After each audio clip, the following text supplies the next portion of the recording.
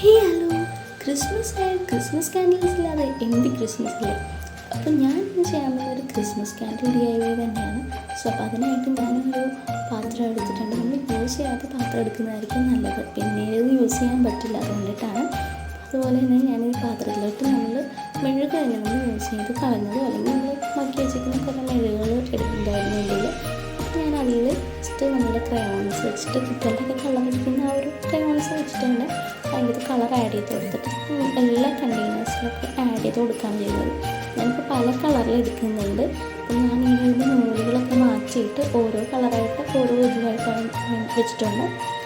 അപ്പോൾ ഞാനിങ്ങനെ ഇത് വെയിറ്റ് ചെയ്ത് ഉണങ്ങി കഴിഞ്ഞിട്ടുള്ള വീഡിയോ ആണിത്. നമുക്ക് ഇത്രയും കളേഴ്സും കൂടി ട്രൈ ചെയ്തിട്ട് ക്രിസ്മസ് തീം കളർ പാറ്റേൺ തന്നെ യൂസ് ചെയ്തിട്ടുണ്ട്. സ്പ്രിംഗേഴ്സിൻ്റെ കണ്ടെയ്നറാണ് യൂസ് ചെയ്യുന്നത്, അതുപോലെ തന്നെ ഗ്ലാസ് ജാറും ഞാൻ യൂസ് ചെയ്തിട്ടുണ്ട്. സോ അപ്പോൾ അത്രയുള്ളൂ. എല്ലാവർക്കും വീഡിയോ ഇഷ്ടപ്പെട്ടു എന്ന് വിചാരിക്കുന്നു.